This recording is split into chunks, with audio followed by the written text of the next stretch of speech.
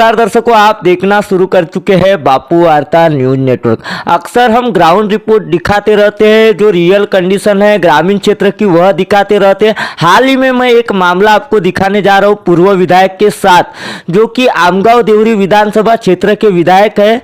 और विकास की गंगा किस तरीके से बहनी चाहिए और विकास की गंगा जो है वह क्यों नहीं बही, सबसे बड़ा सवाल है। दूसरी ओर देखा जाए तो अभी स्थानिक वहाँ के विधायक जो है आमदार सहसराम कोरोटे जो है वहाँ के विधायक है। विधायक रहने के बावजूद भी क्षेत्र में विकास क्यों नहीं हुआ, आखिर क्यों विकास की गंगा नहीं बह रही है। हमारे साथ में मौजूद है अभी हाल ही में पूर्व विधायक संजय पुराम। इनसे हम जानने का प्रयास करते हैं, क्या बताना चाहोगे, आपको क्या लगता है कि आपके विधानसभा क्षेत्र में विकास की गंगा क्यों नहीं बह रही है। 2014 से लेके 19 तक मुझे आमगांव विधानसभा का प्रतिनिधित्व करने का मौका मिला। उस दरमियान 5 साल में फिर मुख्यमंत्री सड़क योजना हो, मुख्यमंत्री सहायता निधि हो, छोटे मोटे रास्ते हो, या फिर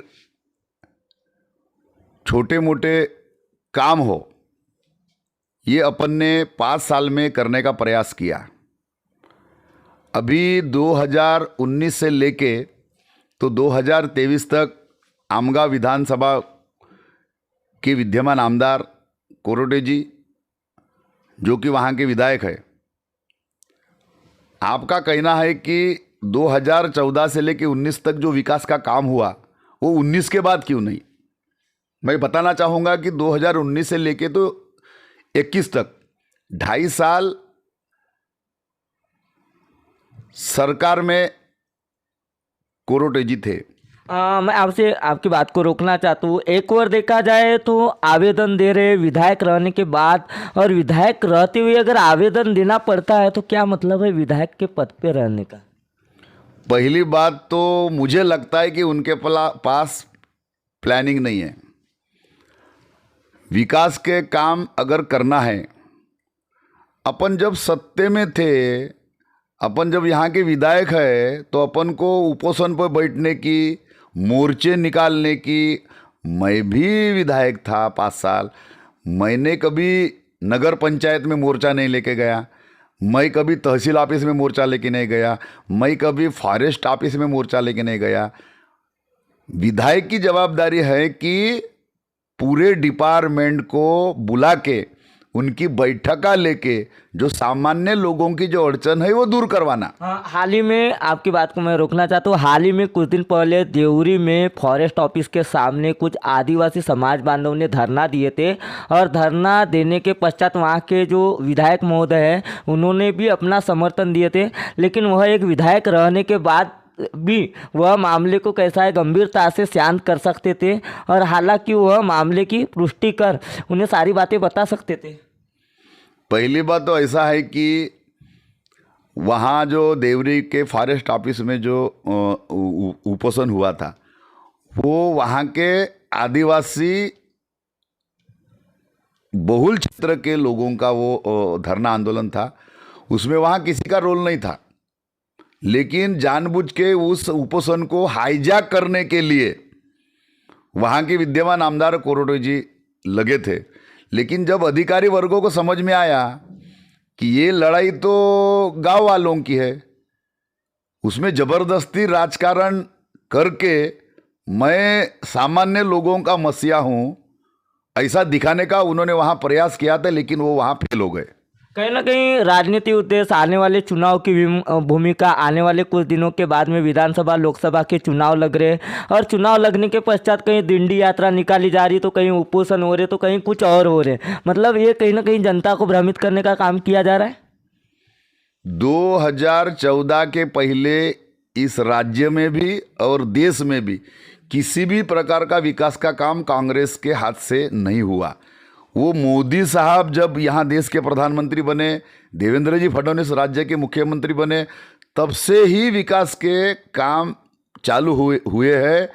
छोटे छोटे काम, जिसमें मैं हमेशा कहता हूँ, घरकुल हर एक को व्यक्ति को मिलना चाहिए, शौचालय हर एक घर में होना चाहिए, किसानों के खाते में पैसा देने का काम, ऐसा काम नरेंद्र जी मोदी ने जो यहाँ किया था, वैसा काम इसके पहले कभी नहीं हुआ था। जो आज पूरी जनता देख रही है कि जो विकास का काम भारतीय जनता पार्टी के शासनकाल में हो रहा है, ऐसा काम कभी भी इस राज्य के अंदर में, देश के अंदर में नहीं हुआ था।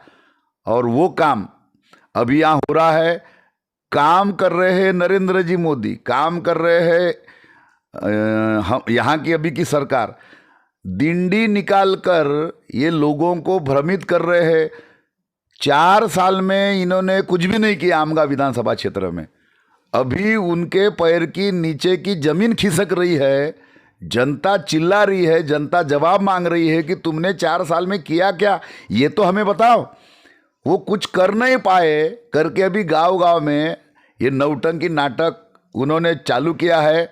जनता इस नौटंकी नाटक को कभी माफ नहीं करेंगी और जनता इस तरह इस प्रकार का जो भी ये हो रहा है उसके ऊपर भरोसा नहीं कर रही है। आज आपने देखा होगा, मैं खुद देश के नौजवानों, देश के जो नौजवान हैं, जो देश के लिए मर मिटे हैं, जो देश के लिए शहीद हुए हैं, ऐसे नौजवानों के लिए देश के प्रधानमंत्री नरेंद्र जी मोदी दिल्ली में शहीद स्मारक का निर्माण कर रहे हैं, जिसके लिए मैं अभी खुद आमगा विधानसभा क्षेत्र में 15 दिन लगभग 200-250 गांव में जाके अमृत कलश में उन गांव की पवित्र माटी लिया हूं और उस माध्यम से मैं जनता में जाने का प्रयास किया हूं। मैंने देखा कि विद्यमान आमदार की दिंडी में जो सहयोग लोगों ने नहीं किया, उससे ज़्यादा सहयोग मेरी माटी मेरा देश इस कार्यक्रम में जनता ने किया है।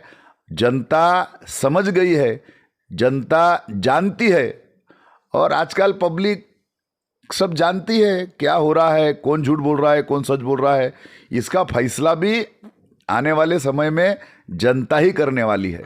एक मामला मैंने दिखाया था आमगांव तहसील के अंतर्गत आने वाले जामखारी ग्राम का। हालांकि वहां पे विधायक, पूर्व विधायक महोदय ने सभी ने दस्तक दी थी। उस गांव में तेज हवा तूफान आंधी आने की वजह से काफ़ी सारे मकानों के छत उड़ गए थे। और एक खबर मैंने ऐसी प्रकाशित किया था कि विधवा है माँ, मासूम है बच्चा, कौन करेगा मदद। हाल ही में वहाँ के जो विधायक है, स्थानिक विधायक, उन्होंने अल्टीमेटम दिए थे कि 15 दिन के भीतर में इन्हें आर्थिक मुआवजा दिया जाएगा।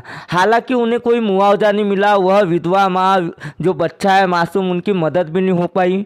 क्या लगता है आपको, इससे जामखारी ग्राम की जनता तो काफ़ी नाराज़ है और वह देखा जाए तो एक विधवा माँ पे क्या बीतती होंगी और उस समय वह बच्चे के ऊपर क्या बीतती रही होंगी। आप इसके ऊपर कुछ बताना चाहोगे क्या? जब चक्रवादल आया था तो तुरंत मैं मेरे टीम के साथ वो जामखारी में भी गया था।